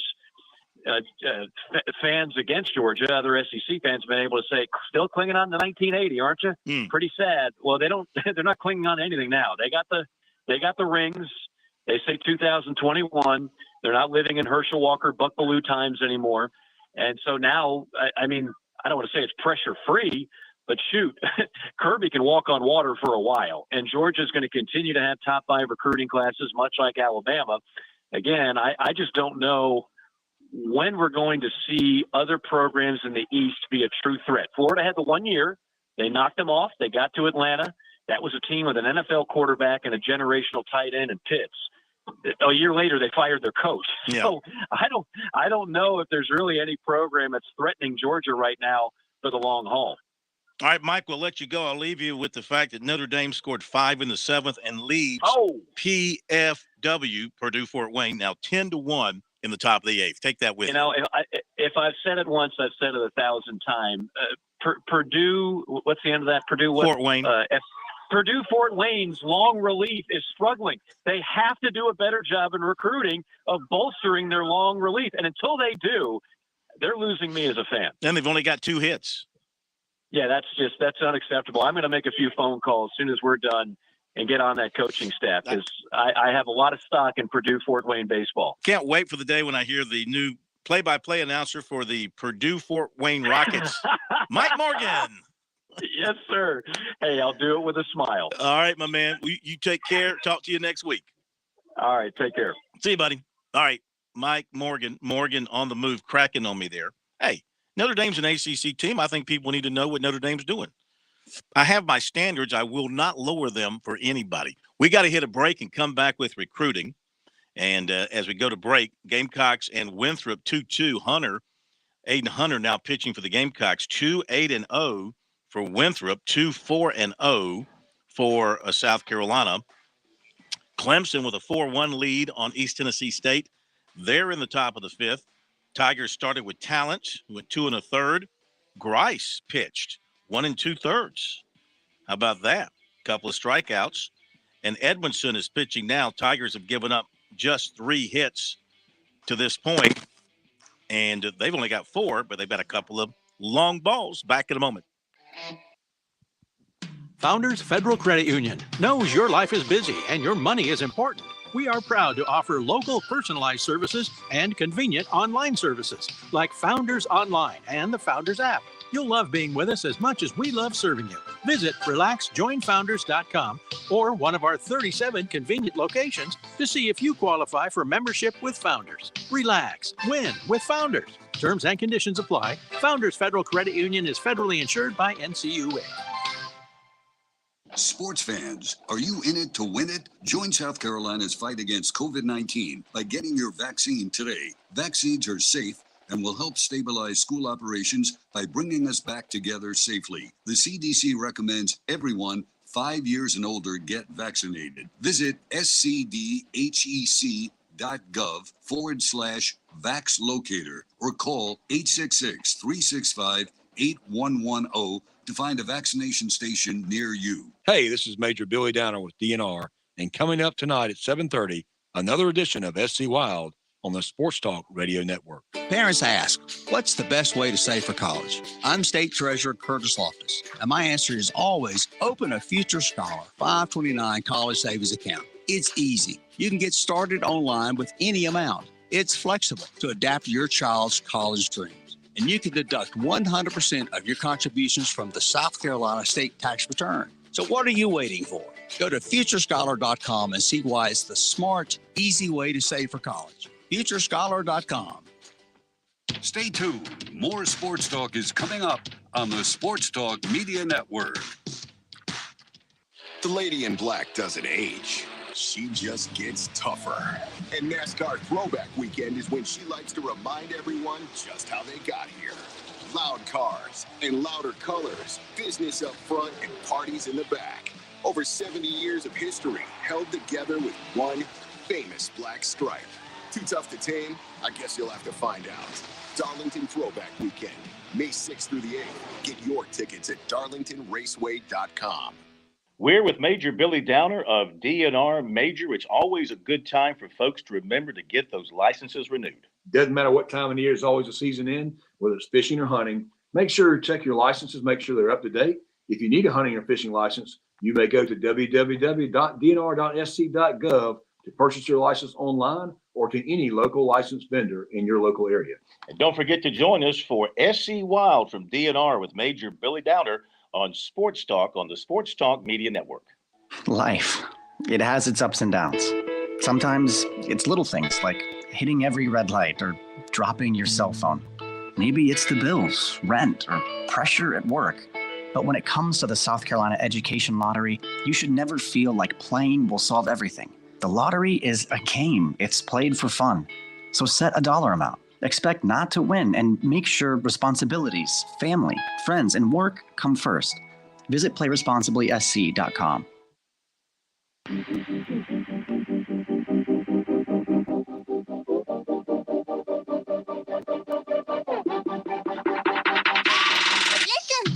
Got to move quickly to recruiting. Brought to you by Seawells. Reminder that the Seawells Daily Luncheon Buffet in action tomorrow, 11 to 2. Make sure you get by and enjoy that. It's only $13, and It's the best buffet that you'll sink your teeth into on an everyday basis, and the best in the catering business. Seawell's, the Seawell's family and staff for over 70 years. 803-771-7385. So Clemson gets a commitment today from 6'3" Dylan Hunter, Sunrise Christian Academy out of Wichita, brother of current Clemson guard Chase Hunter. He had been committed to Baylor, signed with Baylor, but he got his release. And this past season, he averaged 4 points, shot 21% from the field, 30% from three, and 63% from the line. He gives Clemson 4 in the class. And Clemson's having 6'5" Wichita State transfer Dexter Dennis in for an official visit today. He's coming off a visit to Indiana. Ohio State transfer point guard Michi Johnson revealed on his Instagram last night and today he's on an official visit with USC. He was at Pitt earlier in the week, is expected to visit LSU later this week. 6'11" Fede Federico of Northeast Oklahoma Junior College in Finland visited USC on Tuesday. 12 points, 9 rebounds per game this season. He's a former West Virginia commit. He was at Pitt on Sunday. And 6'4", that's wrong. USC target, Citadel transfer small forward Hayden Brown has wrapped up his official visit to Georgia Tech.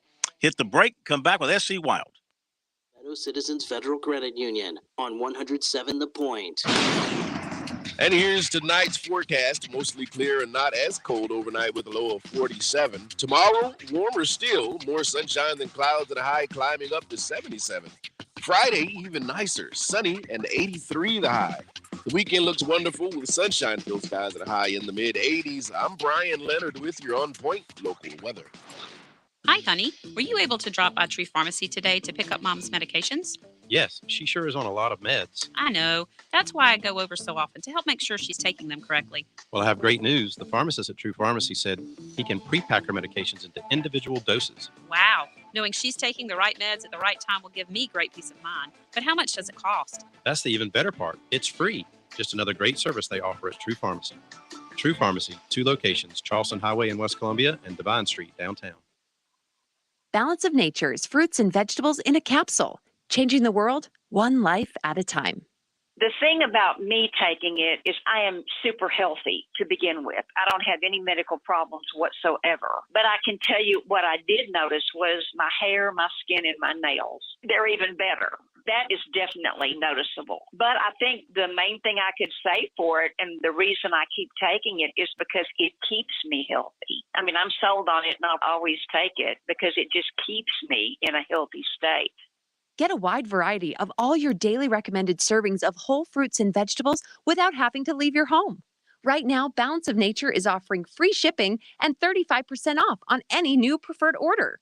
Call 800-2468-751. That's 800-2468-751. Or by going to balanceofnature.com and make sure to receive this special radio offer by using discount code BALANCE. If you're like me, you're sick and tired of seeing these old TV stars, game show hosts, these athletes telling you how to save money on your Medicare and on your health insurance. These national toll-free numbers are overwhelming us. It's not that people don't need the service. They need good local customer service, not big box toll-free numbers. See, I work directly with Tim Hanberry right here at Medicare Blueprint in the Midlands. When it comes to my family, I want the best family plan. I'm not even on Medicare, but my mom is. So here's what I do want. Someone local to serve as my advisor on the plans and choices that I have, and someone to help mom with her Medicare. I want someone to help me pick the right plan, save me as much money as possible by knowing all the rules of the game. Medicare Blueprint starts the process with you. They will see it through. They answer all your questions. They call you back. It's the same folks helping you start to finish. Tim and his team are independent. They fight for you, not the insurance company. Online, it's MedicareBlueprint.com or call them 708-7398. When you're a military veteran with over 40,000 organizations trying to help you, it can be hard to find the right information. That's why AARP brings together valuable resources to help you navigate your options. AARP.org/veterans. With the free veteran employment and fraud prevention resources, caregiving tools, and access to discounts, AARP, on a mission to support veterans. Visit AARP.org/veterans. veterans today. You've seen the news. You've talked to your friends. You may have even looked around yourself. Home prices are nuts. Seems like no one is offering any kind of discount, except Lexington Discount Homes. Discount is their middle name. Quality homes that fit your budget with the size, model, and floor plan that your family needs. You can still afford your dream home at Lexington Discount Homes. Augusta Highway near Ballpark Road, 803-951-1900 or LexingtonDiscountHomes.com.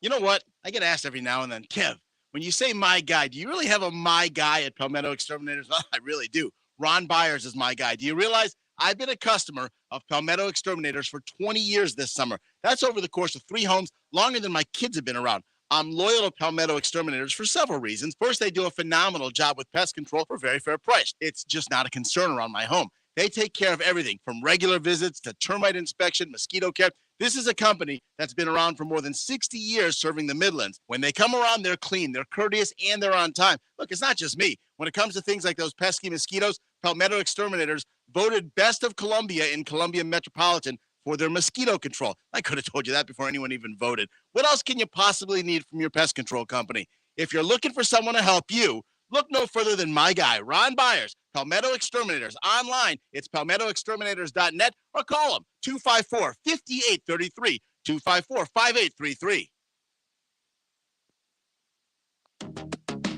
Now on Sports Talk, it's SC Wild with Major Billy Downer of the Department of Natural Resources. Major Downer is here to take your questions about the great outdoors in South Carolina. Give him a call at 888-898-2525. It's SC Wild from DNR on the Sports Talk Radio Network. Major Downer is with us. Going to get right to him, but we do have a major national sports story I want to toss out very quickly. Villanova coach Jay Wright, according to Jeff Goodman, John Rothstein retiring as coach at Villanova, one of the nation's top basketball coaches, and that is just breaking a few minutes ago. So just coming down, Jay Wright retiring as coach at Villanova. Sorry, Corn, just to add on to that, John Rothstein is also reporting that Fordham's Kyle Neptune is expected to be named Jay Wright's successor. So that's 2 major stories right there. Okay, we welcome in the major. Billy Downer, sorry for interrupting your time there, but that was just coming down, wanted to get it out. How are you this evening, sir? No, we're good. We're good, Phil. It's a spring break edition today. Which means what around DNR? Break across. Yeah, we got warm and cold. You know, I saw something on one of the social media pages the other day. Somebody posted, said weather in South Carolina. It showed somebody in flip-flops one day, sweater the next, shorts the next day, and then, full sweater again. South Carolina's like that. We can't ever decide when it's going to be hot for a long time or cold for a long time. It kind of mixes back and forth. So, yeah. We got a good week. We got a good week going on. Let me ask you real quick, coming off the RBC Heritage down at Harbortown with those huge crowds, was DNR involved in any the action down there from a protective services standpoint, or maybe helping out with some of the wildlife or anything? Not really. Typically, we get called in. There's something, the golf courses are where we get called in with gators a lot sometimes. So if they don't already have some type of management permit where they're controlling their own problems. But, again, Phil, you managed to get gators into the conversation once again. So. I didn't say the word gators. I said wildlife issues. Yes, wildlife issues. But that would certainly be the wildlife issue on a golf course. Is alligators. So anyway, yeah. So, and we're that, it's that time of year, it's starting to warm up. Gators are starting to be more active. So people are going to start seeing those alligators in areas that they haven't for the last months because it's been cold. So just one of those things to keep in mind as you're out and about in the great outdoors, particularly boating season. As boating season begins to ramp up here, the warmer weather, spring break, a lot of folks out on Lake Murray. Striper fishing is still doing very well in Lake Murray. Last few weeks have been great in the month of April here for stripers. Guys are catching, full limits, doing a really good job. So if you haven't gone striper fishing on Lake Murray, now's a good time to go. I don't think it's gone yet. Of course, it goes all the way, but that fishery goes all the way into the summertime with the first 5 and out. So anyhow, we we talk about stripers all the time on Lake Murray, but that certainly is worth talking about almost every month because it's really good fishery. So, all right, let me toss our phone number out there. If you have a question or comment for Major Downer, you have a question about anything with the great outdoors, maybe you have a question about licensing or making sure you have all the proper permits for your boat or for any of the your equipment that requires a license or a permit, phone number 888-898-2525. You can get right through and ask Major Downer a question. I have one for you. You know, we talk so much about safe boating, which of course should be on everybody's mind. What about safety in non-motorized flotation devices like canoes and kayaks? I bring this up because I just recently bought a kayak for a family member, and I was told as I was buying it that you must have a whistle attached inside the kayak for safety purposes. Well, what are some of the things that people need to know? I didn't know that until I bought it. What are some of the things you need to know? What have you been listening to the last 5 years? I didn't know about the whistle. I didn't know about the whistle part. So it is a good question, and folks get hung up on motorized vessels a lot. And they think, oh, if it's a motorized vessel, I got to have certain things. It's not. I don't. Well, that's not true. In South Carolina or in any state, the Coast Guard rules apply to boating. So if you've got a non-motorized vessel like a kayak, a canoe, and you're on, public water, you still got to have a sound device to alert folks. Let's say you're out there and you get caught in the fog. The only way you're going to be able to let somebody know where you are, that you're there, is whistling every few seconds. So that is just something to keep in mind, Phil. That's real. Also, life jackets are always required on any vessel on the water. Vessel does not mean motorized. Vessel is anything like a kayak, a canoe, even a paddle boat. Folks a lot of times forget that paddle boats are vessels too, and you've got to have a life jacket on if you're out in the lake on a paddle boat, because I have seen them flip, and folks can still drown. Again, it's not about the motorized vessel. It's not about how fast you're going.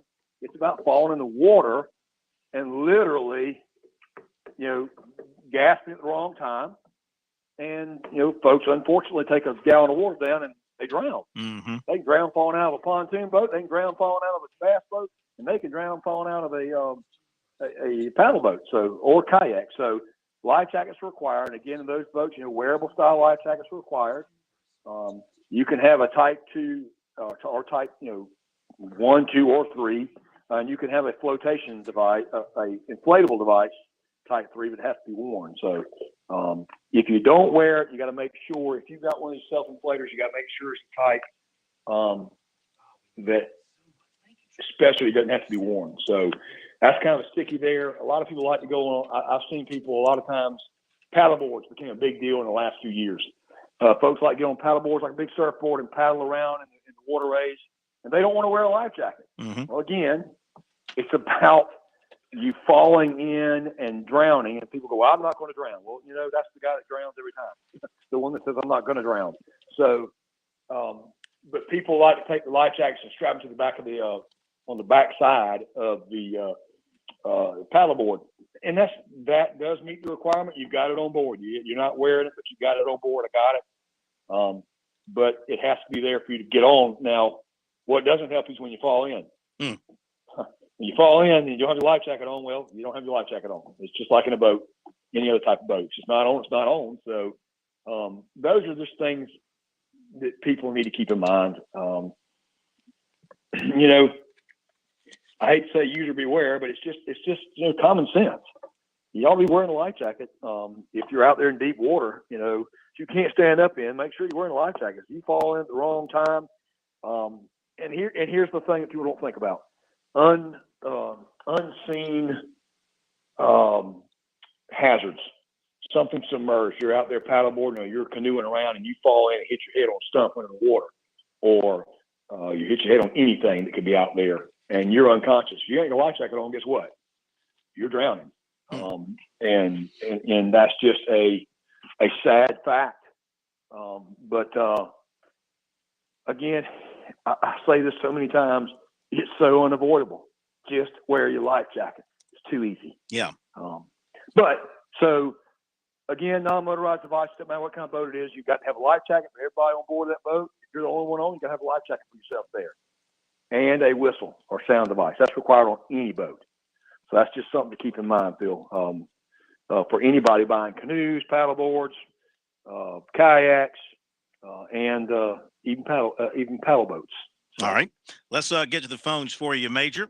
888-898-2525. That's the South Carolina Education Lottery lucky number into Sports Talk and into SC Wild with the Major Billy Downer. We go to Charlie in Prosperity.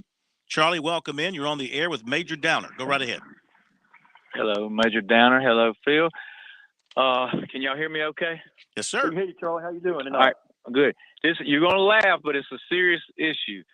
I've got, I live on the lake between Newberry and Saluda counties. And here recently, I've been in the same spot for about 15 years, but here in the last 3 or 4 months, beavers are eating my wood fence. Ooh. And I've got all these nice trees all around me that the beavers could eat, but instead of eating the nice trees, they're eating my treated wood fence. Ooh. And my dog, I have a German Shepherd, and they'll eat a slat in it, and the dog will get out, and then I have to put the dog back in and go out and replace the slat. And it's they probably ate 25 slats on my picket fence. Oh my so gosh! What can I do? Oh my That's gosh! Crazy. And it's you're treated not wood. You're not the first person, and you won't be the last to have a confound beaver eating something you don't want them to eat. What kind of beaver? Confound beaver. They're good at making dams, and they're good at making you say the word damn a lot too. Anyway, beavers are an incredible animal. They are God's wonder of nature as far as how they can stop water up, but they are also a wonder of trouble when they begin to eat things you don't want. I've seen people at the lake put metal shields or take, galvanized metal and put around the base of poles. That's something you can do. I know it's maybe unsightly, but it may be enough to keep beavers and have them go somewhere else for a while. That is one option. Of course, you can get a trap to trap them. Again, it becomes a little bit tricky trapping a beaver in open water like that. There are some different things you can do. You could hire a trapper, but again, the thing to worry about there is you don't want to use a Cona bear trap, which is a trap that crushes the beaver, because if you've got dogs, your neighbor's got dogs, you're going to end up with a problem if you snap a dog in that, because it's going to hurt something. So you are limited a little bit with what devices you could use, but they can be controlled. I would suggest getting a trapper involved. We've got some nuisance trappers out there that can handle that probably. If you can call our radio room, they've got a list of the nuisance trappers out there, I believe, that could help you, or you can go online to South Carolina Trappers Association. And there's a list there's a list of guys that might be willing to help you that do this for a living, that trap nuisance beavers. Again, you got some options that are a little bit limited. Some of them are a little unsightly, but it is kind of what it is. But if beavers are tearing down the docks, the next thing they're going to tear down, it's going to be horrible. So, Well, I'll have to ask my wife about the unsightly part. She we may have to go with the trapper, but anyway. All right. Well, I appreciate it. It's the first time I've had to deal with this. Well, you're not the first. Again, you won't be the last. I hate to tell you that, but anytime we live in nature, we're going to deal with the creation that's there. And beavers, sometimes they're great and sometimes they're horrible. This is one of the times they're bad. People love them when they build a dam and back water up, and the same people sometimes hate them when they start killing trees. So it is what it is. But good luck to you. Yep. Yeah. Thank have you. a good evening. Thank you.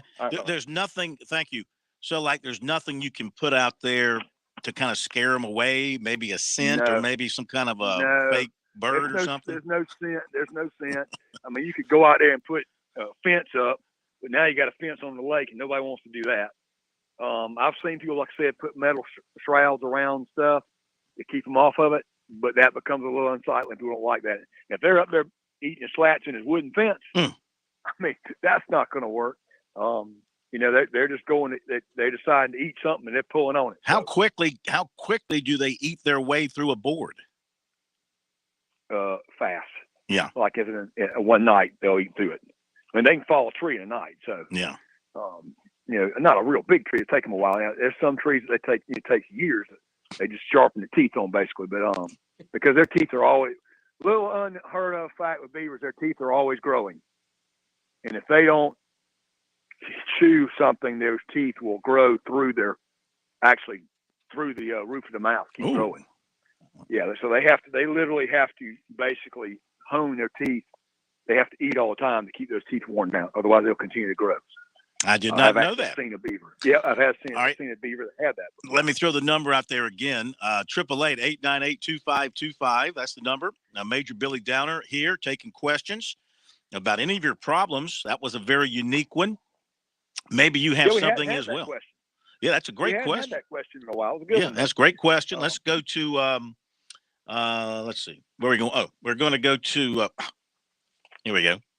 Trucker Dave. Trucker Dave in Delaware. Hello, Trucker Dave. Good to have you with us. Yeah. All right, gentlemen. That makes you real.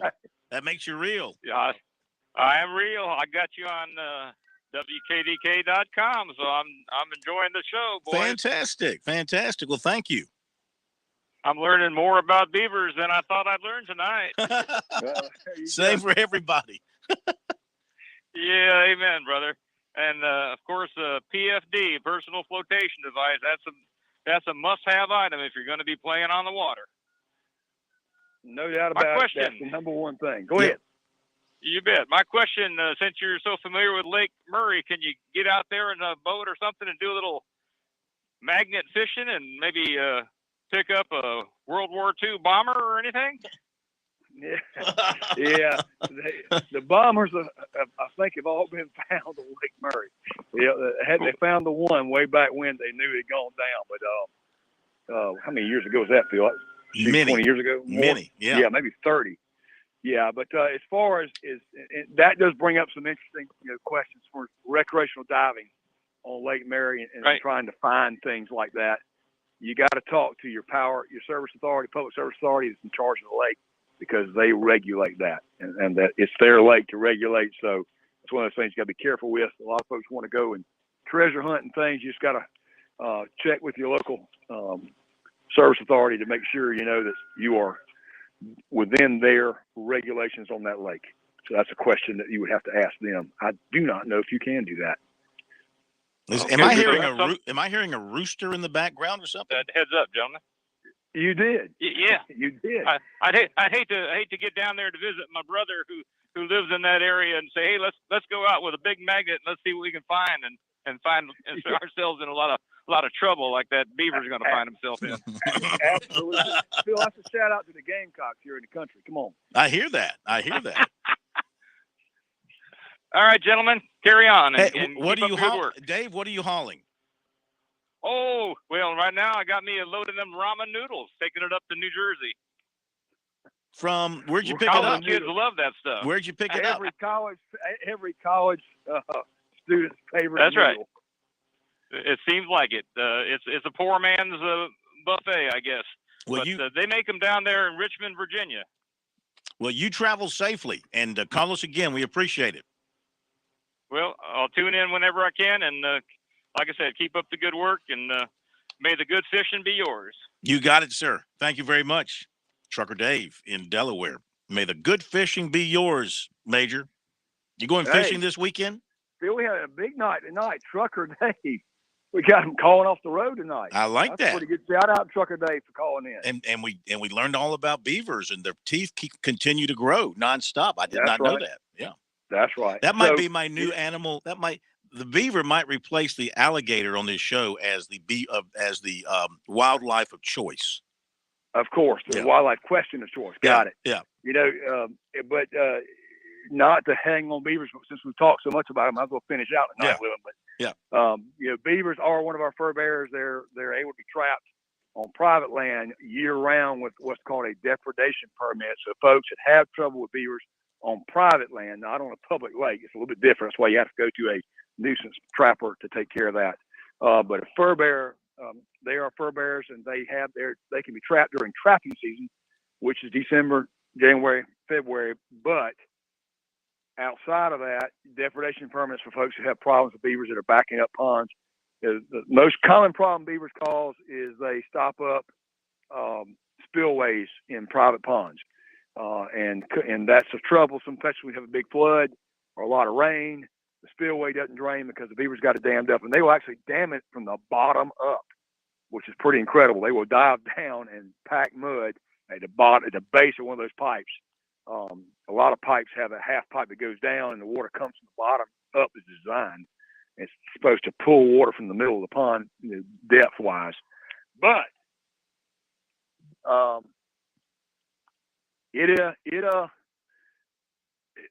that's the main problem. And so that's one of the big ones there. And trapping beavers when they're down there at the bottom of a pond like that can be hard. A lot of folks use what's called a snare.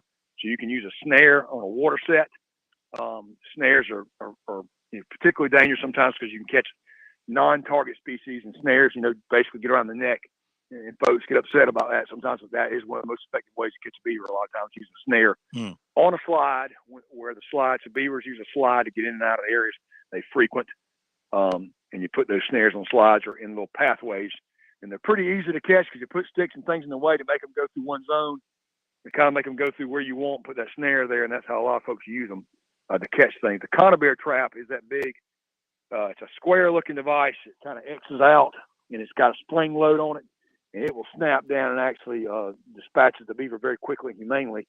Those are used a lot of times on slides as well. The problem with those is they can hurt other animals, dogs, things. They can break the jaw, and they're very strong. They'll break your hand if you're not careful with them. You have to actually use a pair of metal tool to open them up to set them.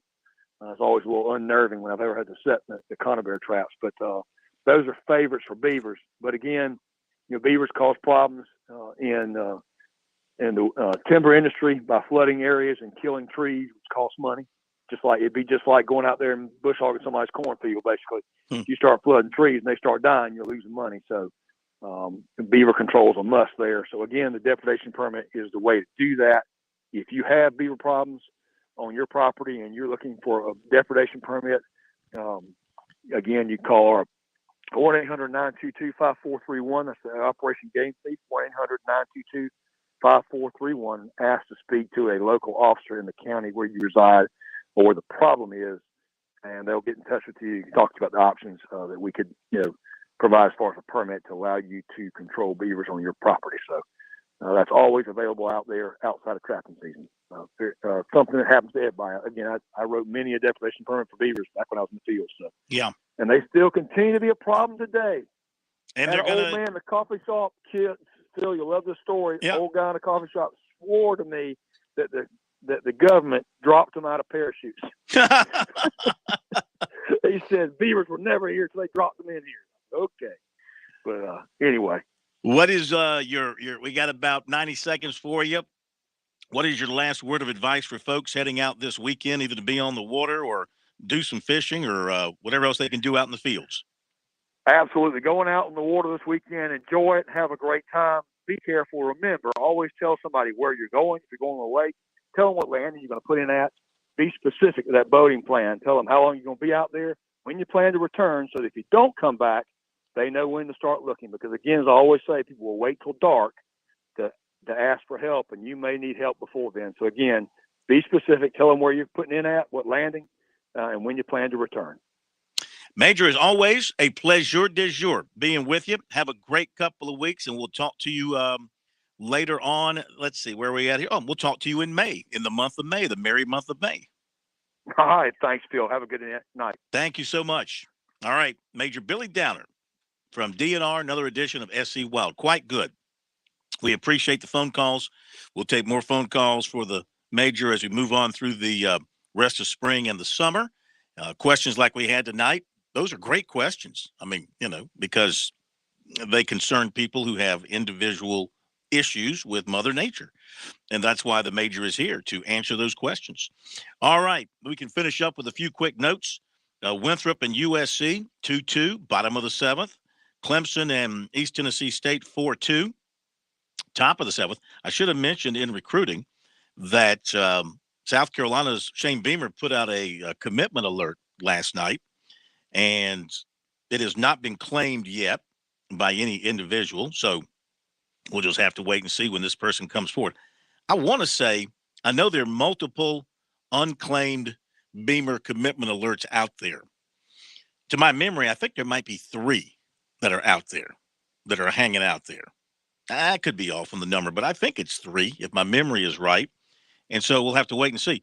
One USC target announced tonight for UCF, Javante Connor, tight end out of Kernersville, North Carolina. He had narrowed his list to USC, Virginia Tech, UCF, Maryland, Mississippi State, and Florida State. And he announced for UCF. So the Gamecocks have missed on 2 of their top tight end targets. Another USC target, safety Zabari Sandy, announced today that he'll make his commitment announcement on May the 8th. He visited USC last week. All right. Clemson made the top 8 with tight end Jelani Thurman, along with Ohio State, Tennessee, Ole Miss, Alabama, Auburn, Miami, and Michigan State. USC made the top 6 with wide receiver Aiden Williams of Ridgeland, Mississippi, with Tennessee, Georgia, LSU, Ole Miss, and Jackson State. We'll catch up on all this recruiting stuff again tomorrow night. Thank you, Pat, and thank you, everybody. Have a great night. We'll see you tomorrow.